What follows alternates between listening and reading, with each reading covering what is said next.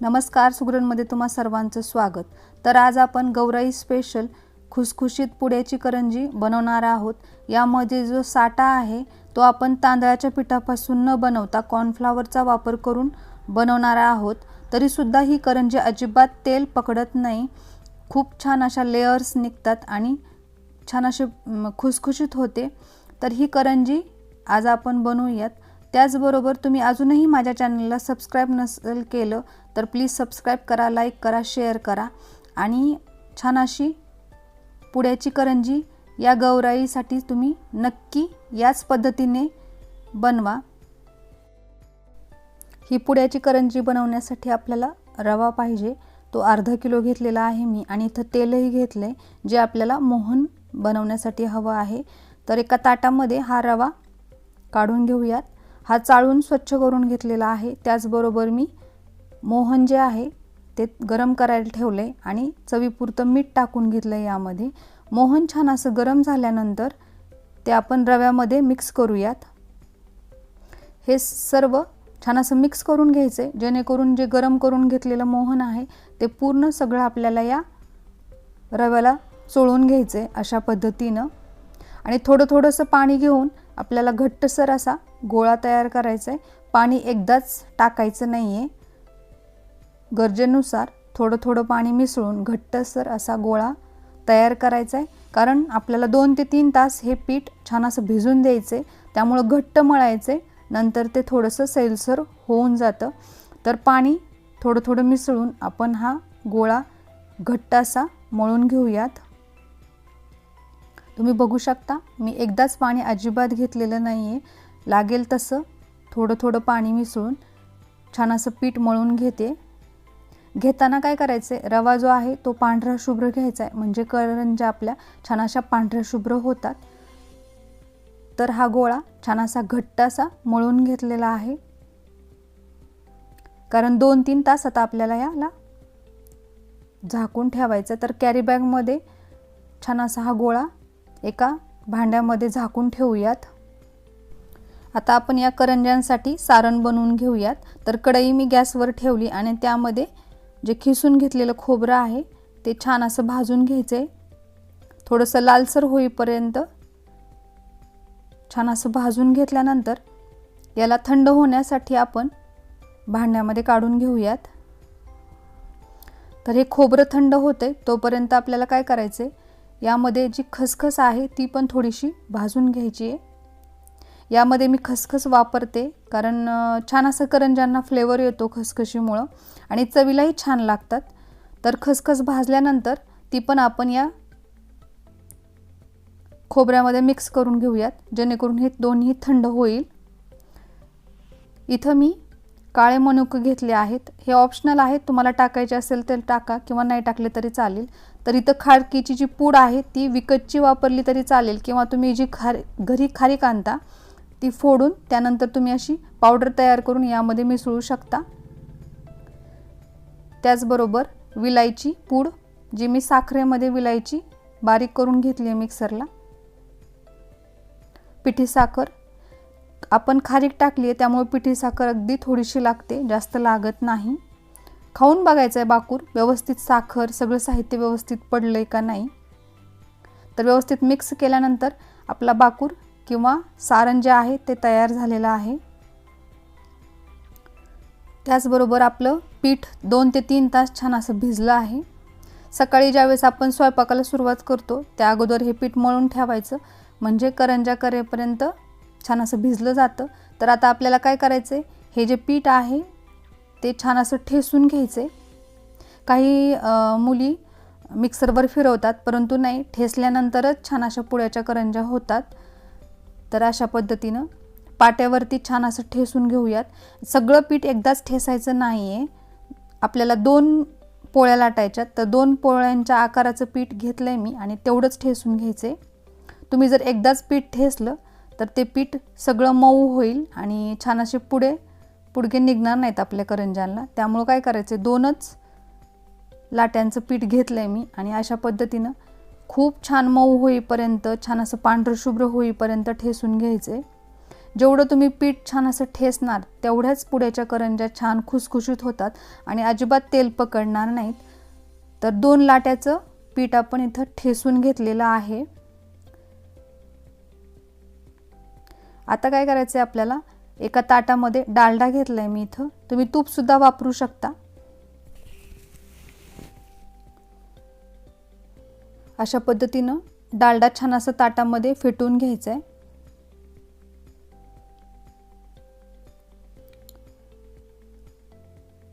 पूर्ण सगळा डालडा हाताच्या साहाय्याने फेटल्यामुळं छान असा लोण्यासारखा तयार होतो, पांढरा शुभ्र.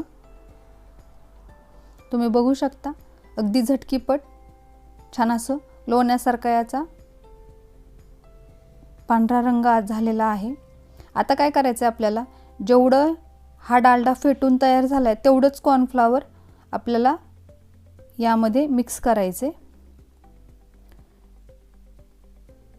जेवढं डालड्याचं तयार झालेलं आहे फेटून तेवढंच कॉर्नफ्लॉवर मिक्स करायचे आणि दोन्ही आता छान असं फेटून घ्यायचे. तुम्ही बघू शकता छान असं घट्ट असं सारण झाले. या अगोदर मी तांदळाचं पीठ वापरून पुड्याच्या करंज्या बनवल्या होत्या, त्याही छान होतात, परंतु कॉर्नफ्लॉवरचा वापर करून सुद्धा तुम्ही छान अशी पुड्याची खुसखुशीत करंजी बनवू शकता. म्हणून आता आपण हा व्हिडिओ बनवतोय. तर त्यातली एक लाटी मी बनवून लाटायला घेतली आहे. दोन्ही लाट्या एकसारख्या बनवायच्यात. तर या पद्धतीनं छान असं पातळ पोळी लाटून घ्यायची याची. या पद्धतीनं खूप छान असं पीठ ठेसल्यामुळे झाले, अजिबात पोळपडाला चिटकत नाही. तर एक लाटी लाटल्यानंतर कॅरी बॅगमध्ये ठेवूयात आणि दुसरी लाटी लाटायला घेऊयात. या पद्धतीनं दुसरी लाटी पण आपण लाटून घेऊयात. दोन्ही जे लाट्या आहेत ते एकसारख्या आकाराच्या घेतल्यामुळं एकसारख्या पोळ्या तयार होतात. तर आता आपल्याला यावरती जे आपण साठा तयार केला आहे कॉर्नफ्लॉवर आणि डालड्याचा तो लावून घ्यायचा आहे. या पद्धतीनं एकदम हलक्या हातानं आणि एकाच दिशेने लावायचं आहे, म्हणजे यामध्ये हवा राहत नाही आणि आपल्या पुड्याच्या करंज्याच्या लाट्या ज्या आहेत त्या व्यवस्थित होतात. एकदम पातळसर असा थर द्यायचा आहे. तुम्ही बघू शकता अशा पद्धतीनं. आणि जे आपण अगोदर लाटलेली लाटी जे आपण कॅरी बॅगमध्ये ठेवली आहे ती यावरून ठेवून घेऊयात. छान असं व्यवस्थित असं बसवून घ्यायचे. दोन्ही लाट्या एकसारख्या घेतल्यामुळं आपल्या ज्या पोळ्या आहेत त्या एकसारख्या झाल्यात, बघू शकता तुम्ही. आता यावरती पण आपल्याला साठा लावून घ्यायचा आहे. या पद्धतीनं एकाच दिशेने लावते मी, म्हणजे अजिबात हवा धरत नाहीत आणि आपल्या लाट्या छान होतात. एकदम हलक्या हातानं हा साठा जो आहे तो लावून घ्यायचा आहे. तुम्ही तांदळाचं पीठ सुद्धा वापरू शकता किंवा कॉर्नफ्लॉवर सुद्धा वापरू शकता. दोन्हीपैकी कोणतंही तुम्ही वापरू शकता. दोन्हीही पद्धतीने छान अशा पुड्याच्या करंज्या होतात. तर आता हे फोल्ड करून घ्यायचे, म्हणजे अशा घड्या घालून घ्यायच्यात. इथं एकदम हलक्या हातानं घालायच्यात घड्या, जेणेकरून ज्या लेयर आहेत त्या एकमेकीला चिटकल्या जातील. तर आता आपण हा कट करून घेऊयात. कडेचं दोन्ही काढून घेतले आणि त्याची एक लाटी बनवायची. दोन्हीची एकसारख्या आकाराच्या करंज्या होतात जर तुम्ही कट करताना एकसारखं कट केलं तर. तुम्ही बघू शकता एकदम छान असं कट होतंय.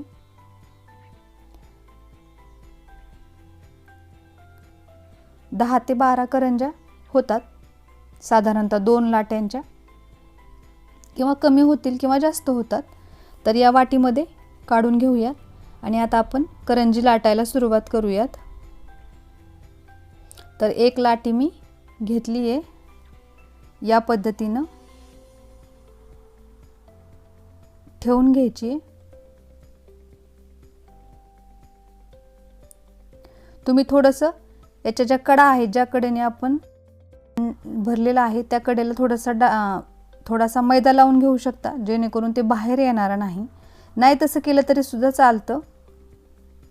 अशा पद्धतीनं पहिल्यांदा लाटून घ्यायची आहे. नंतर अशा पद्धतीनं लाटायचे, जेणेकरून आपली करंजीला छान असा आकार येईल. हलक्या हाताने लाटायचे, म्हणजे जी लाटी आहे ती पोळपाटाला चिटकली जाणार नाही आणि आपल्या लेयर्स पण छान अशा निघतील। बघा, अगदी सहज आपली लाटी लाटली गेली आणि छान असे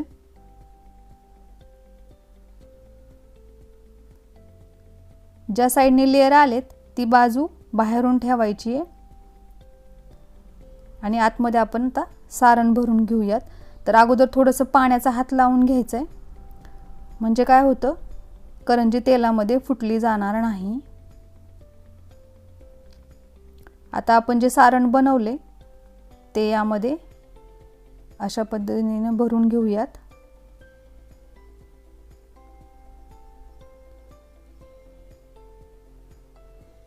पाणी लावल्यामुळे अगदी सहज अशी हे चिकटलं जातं, जास्त प्रेस करायचं नाहीये कारण लेयर दबल्या जातात। त्यामुळे हलक्या हाताने करंजी आपण तयार केली आहे। खूप छान असा आकार आलेला आहे आणि व्यवस्थित अशी चिकटली गेलेली आहे। तर ही करंजी आता आपल्याला एखाद्या कॅरी बॅग मध्ये ठेवायची, जेणेकरून नंतर आपण सर्व करंज्या एकदाच तळणार आहोत। तर दुसरी लाटी मी घेतली आहे आणि लाटायला सुरुवात केली आहे। अगदी पटकन होतात। आपण जर दोघी तिघी जणी असू तर या करंज्या खूप सहज आणि पटकन होतात। फक्त लाटताना लक्ष द्यायचे की मधला भागच लाटायचा आहे। साइडनी जे आपण लेयर येण्यासाठी ठेवलेली जागा आहे ती थोडीशी जाडसर ठेवायची, म्हणजे छान असे पुडगे उमलले जातात। तर आता भरून घेऊयात। पाण्याचा हात लावायचा आहे आणि नंतर आपण यामध्ये सारण भरूयात। पाण्याचा हात लावल्यामुळे एकही करंजी तुमची तेलामध्ये फुटणार नाही।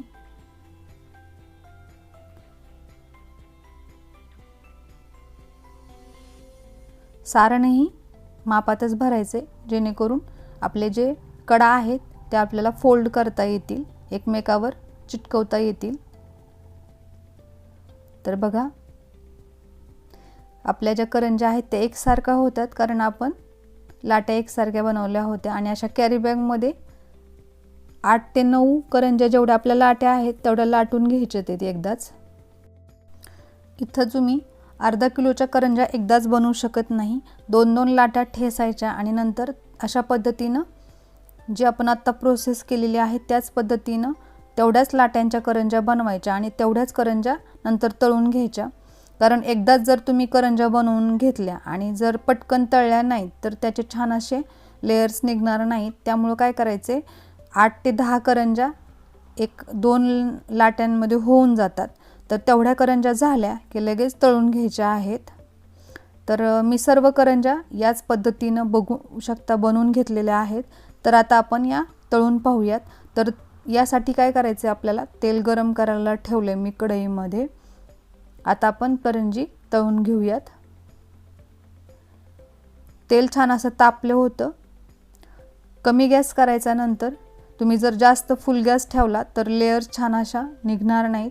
त्यामुळे तेल चांगलं तापून द्यायचे आणि नंतर कमी गॅसवर अशा पद्धतीने जसं आपण अनारसे तळतो त्या पद्धतीने तेल थोडं थोडंसं यावरती सोडायचे, म्हणजे लेयर्स ज्या आहेत त्या मोकळ्या होतात। तर तुम्ही बघू शकता किती छान अशा आपल्या करंजीला लेयर्स आलेल्या आहेत। तेल कमी घ्यायचे, जास्त तेल घ्यायचं नाही, कारण 2 ते 3 करंज्याच आपण एकदा तळू शकतो। त्यामुळे कमी तेलामध्ये थोड्या थोड्या आपण अशा करंज्या तळून घेऊयात। तर सर्व अर्धा किलोच्या करंज्या बनवायला खूप सारा वेळ लागतो, कारण प्रत्येक 2 लाट्या झाल्या की ह्या तळून घ्यायच्यात। तुम्ही जर तशाच कॅरी बॅग मध्ये ठेवल्या तर त्या किरवंजल्या जातात, मग त्यानंतर छान अशा लेयर्स त्यावर निघत नाहीत। त्यामुळे जसं होतील तसं आपण या तळून घेऊयात। तुम्ही बघू शकता किती छान अशा लेयर सुटलेल्या आहेत आपल्या करंजीला। अजिबात तेल पकडत नाहीत, कारण तळल्यानंतर या करंज्या ठेवण्याची छान अशी एक पद्धत आहे. त्या पद्धतीने तुम्ही जर 2 दिवस ठेवल्या तर यातलं जे एक्स्ट्रा जे तेल आहे ते पूर्ण सगळं निघून जातं. अजिबात तेल राहत नाही या करंज्यांमध्ये. तर छान असा पांढरा शुभ्र रंग येईपर्यंत बारीक गॅसवर या आपण तळून घेऊयात. तळण्यासाठी खूप सारा वेळ लागतो. कमी गॅसवर तळायचं असतं त्यामुळं वेळ लागतो. तर या पद्धतीनं करंज्या तळून घेतल्यानंतर तुम्ही बघू शकता मी एक पातेलं घेतले, त्यावरती अशी चाळणी ठेवायची, जी दळणाची चाळणी असते ती, आणि त्यामध्ये अशा करंज्या उभ्या करायच्या, जेणेकरून ज्यातलं यामध्ये जे तेल आहे आतमध्ये गेलेलं करंजीमध्ये ते पूर्ण सगळं नितळलं जातं. तर मी ही करंज्या ठेवण्यासाठी चाळणी विकत घेतलेली आहे सेपरेट. तर या पद्धतीनं सर्व करंज्या आता आपण उभा करूयात. तुम्ही बघू शकता खाली पातेल्यामध्ये तेल जमा व्हायला सुरुवात झाली आहे. तर आता नंतर काय करायचे, पुढच्या ज्या लाट्या आहेत त्या लाटून घेणार आहे मी. परंतु या करंज्या पटकन उभ्या केल्या म्हणजे यातील जे तेल आहे एक्स्ट्रा ते पूर्ण निघून जाईल. तर अशा पद्धतीनंच सर्व करंज्या मी तयार करून घेतलेत याच पद्धतीनं. तर ही जी चाळणी आहे ती पूर्ण गच्च भरली अर्धा किलोच्या रव्यामध्ये. तुम्ही बघू शकता खूप छान अशा आपल्या करंजीला लेअर आलेल्या आहेत. कोणताही सणवार असेल, लग्न समारंभ असेल किंवा गौरी गणपती असतील किंवा दिवाळी असेल तर अशा कोणत्याही सणासाठी तुम्ही ह्या छान अशा पुड्याच्या करंज्या बनवू शकता. तुम्ही पहिल्यांदा जरी बनवल्या, फक्त जेवढं काही मी या रेसिपीमध्ये तुमच्याबरोबर अनुभव शेअर केला आहे तो सगळा पूर्ण व्हिडिओ पाहायचा आणि नंतर अशा पद्धतीने पुड्याच्या करंज्या बनवायच्या. परत भेटूयात एका नव्या व्हिडिओसोबत. तोपर्यंत माझ्यासोबत असेच नवनवीन पदार्थ बनवत राहा.